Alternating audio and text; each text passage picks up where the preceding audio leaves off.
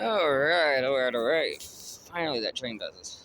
Alright, so I want to show you guys, I want to give you guys an example of how normally a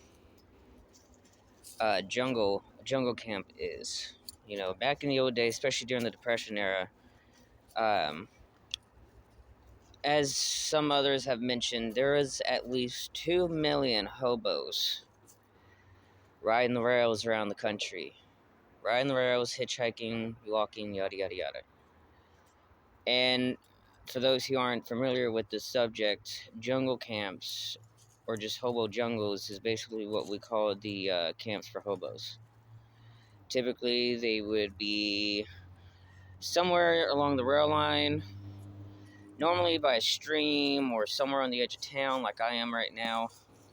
And usually, there could be anywhere between, God, 10, 1,500, even I think there was at least one that had over 1,000 hobos in this camp. Now these days, since hoboing's not as big as it used to be, and there's only a handful of us traditionals left, jungles aren't really used often, and even when they are, especially if, and this isn't me dogging on them, but when it comes to like the dirty kids and stuff like that, their camps are typically trashed, wasted, beer cans everywhere, clothing everywhere, shit like that. Sometimes it's home bums, but other times it is travelers who do not care. Now, with me though, since I'm more traditional, I like keeping my stuff cleaned and organized. And nobody ever comes over here because of these two, thank God. So this is typically what my jungle actually looks like. Mine is, well, Jesus Christ. Sorry. Anyways, mine's typically more organized. During the day, when it's warmer, I can use my swag roll as a pillow, while I use my jackets for bedding. Keep my gear bag over here, and then we got typically our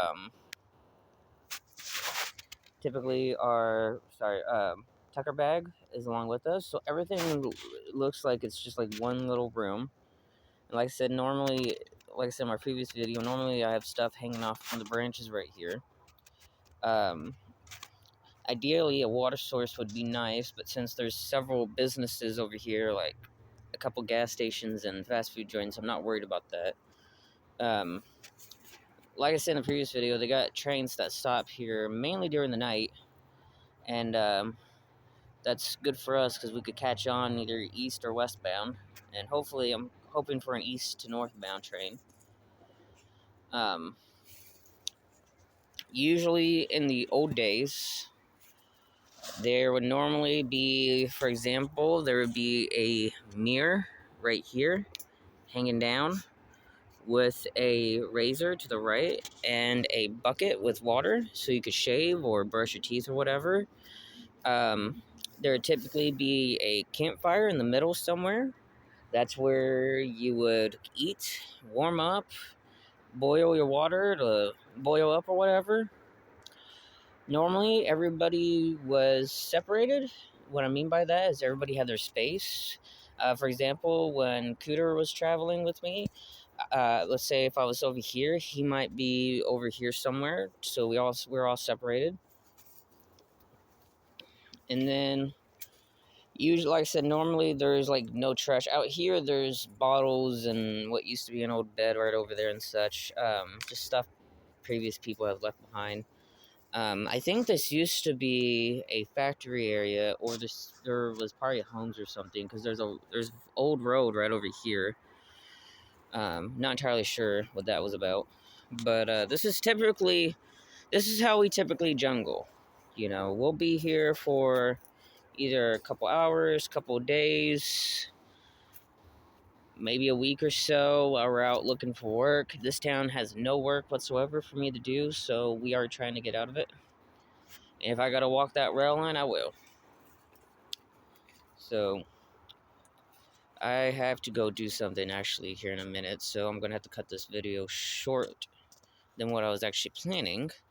But hopefully we will be catching the train out tonight. So wish us luck.